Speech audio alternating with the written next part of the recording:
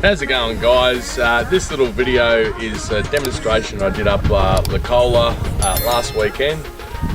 We run through some of the facets of lure fishing, starting off with spinners, then going on to hard bodies, and then my best go at plastics. Hope you enjoy the video, guys. Cheers.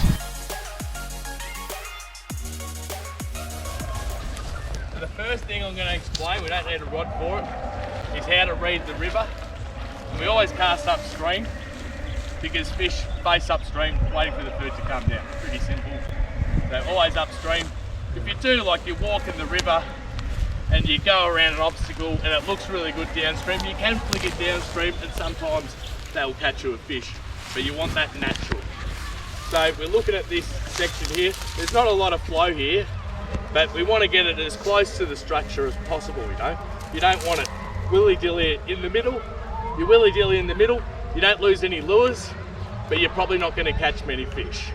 So we learn how to read the river. We don't need to see the fish like we talked about before, Daniel. We know there's fish in there. Probably not now because people are swimming, what have you. But if this was a day, we're in the middle of nowhere, there's going to be probably a couple of fish in there, a couple of fish on the way up. There'll be fish all along. So we know that. I'll go grab a rod and we're going to start with spinners. Spinners for beginners, and I'm still using them. The lures vary a little bit, so you'll see that when we go through them. Alright, so I'm not going to worry about hitting the side of the bank, whatever. I'm more just going to cast up and show you guys how to retrieve the spinner. So, the one key thing that you have to do when using a spinner is you need to crank it over or manually put the bail arm over. As it lands in the water, you want it spinning. You don't want the spinner to go down, hit the rocks and come back up. Because if something naturally falls in the river, like a dragonfly, does it go down and hit the ground and come back up? No. Goes in there, flats around, they come up and smash it. So I'll show you guys, cast up. As it hits the water, we're spinning it. You guys should be able to, if you stand up, you should be able to see this lure coming back. It's a little bit dirty from all the swimming, but that's where you want it, just under the water. And basically you bring it back quite fast. If you bring it back too fast, it'll jump out of the water.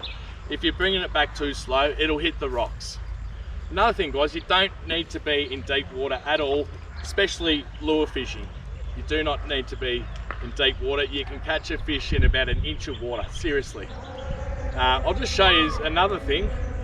My bail arm didn't go over there, so I picked up a bit of stuff. So if you ever pick up anything on the treble, always get it off. Obviously it's a big leaf, but even if it's like the tiniest bit of crap, get it off there. It's not good, you don't want it on there.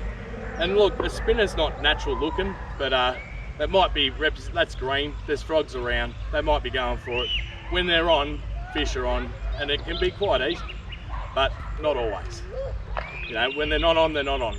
But little bits like this, just in front of us here, behind the rock there, fish always sit behind things. Fish are not going to sit in full-on current, they have a heart attack. They sit in the slow water, come out and feed off the current. But little spots like this, Blake and I do it all the time, little casts like that, and you can catch a fish, believe it or not. Like a 1.5 metre cast, you catch fish like that.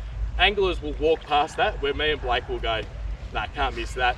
And me and Blake will actually go to cast, you know, targeting that at the same time, and I'll be looking at him and be like, oh, sorry, mate. And I'll be like, oh, sorry, mate.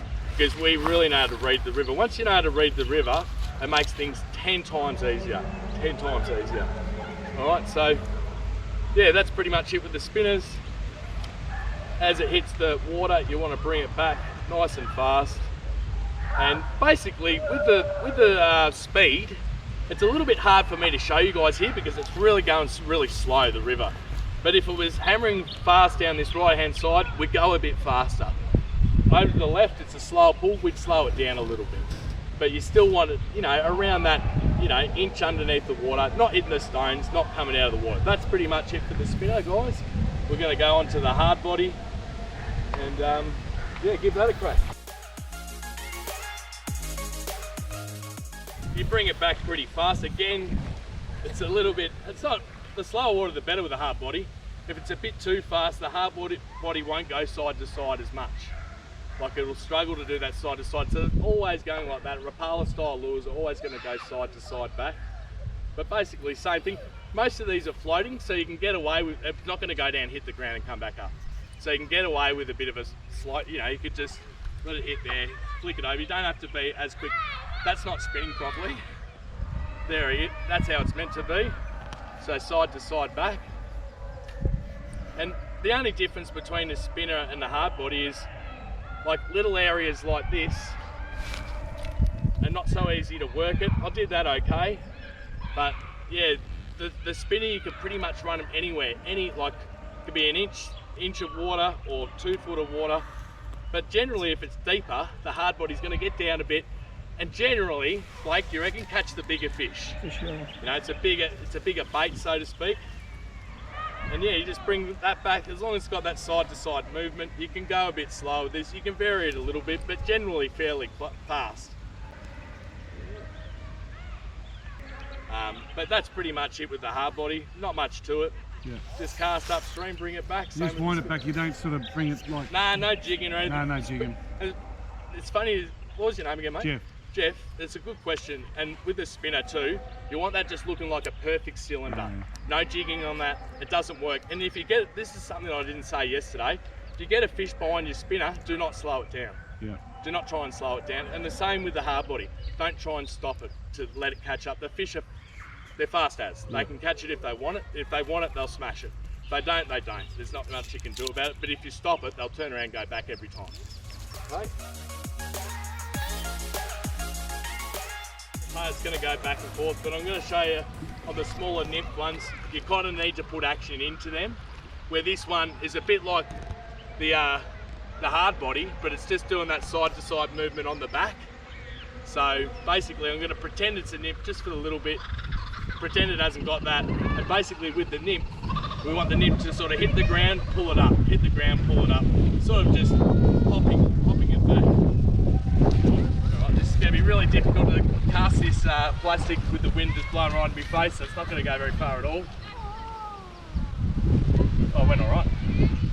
So like I said, we think if we're imagining this as a nymph, we just pull up and wind in a little bit, pull up, wind in a little bit.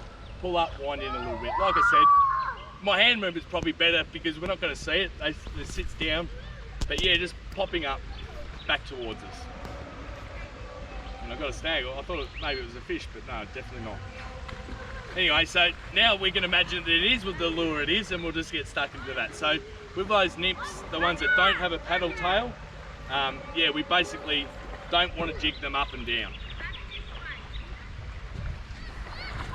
Oh, sorry, we do want to jig them up and down. Anyway, yeah. So this one, sorry, is that that's just plastic on a hook with a weight on the hook, is it? Yeah, that's just a plastic with a jig head. They call it a jig head. Jig head, yeah. So I sort of muddled that up before, but you know what I meant. So the ones that don't have a paddle tail or don't have a curl tail, those little creature-looking ones, we just hop them back.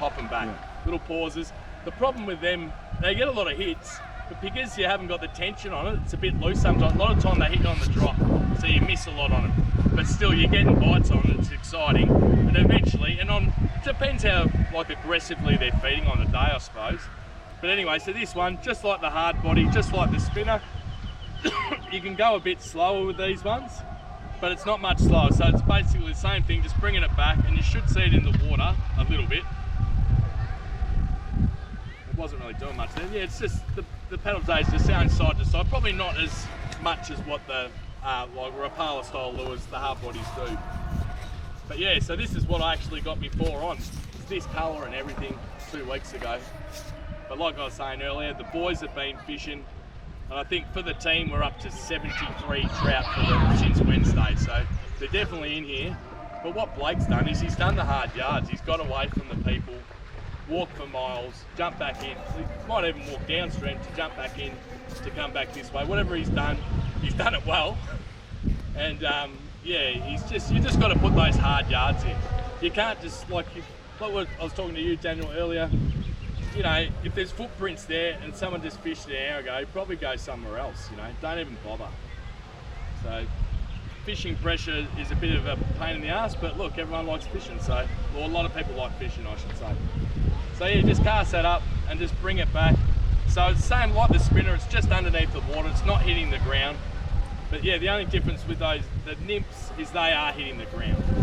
That's probably not swimming real great just because we've got that clip swivel on. Like I said, we wouldn't usually do it, but I was just trying to do it fast. I could go on and on about it, but I just want to give you the basics, because if we tell a new person way too much information, they won't remember everything.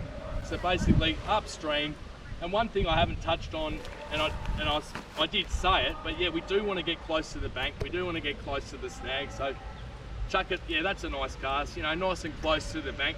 And it's usually, like when I fished this the other day, because it is so shallow, it's not really showing it here, it's very shallow over there, but there was basically like little runs either left or little runs either right. So you shimmy over to the right, oh shit, or you shimmy over to the left. So you basically want to fish both of them. You can't do it at once, but you basically go up a bit and even sort of go backwards and then go up a bit like that. So yeah, you just want it close to the bank or close to that rock in the water or close to like the wood in the water, because they're going to be hiding behind those rocks. They're going to be up against the bank. Yeah, that kind of. How's it going, guys? I hope you enjoyed that demo as much as I enjoyed doing it. If you liked the video, give it a thumbs up, subscribe if you're not subbed already, and please drop some comments below.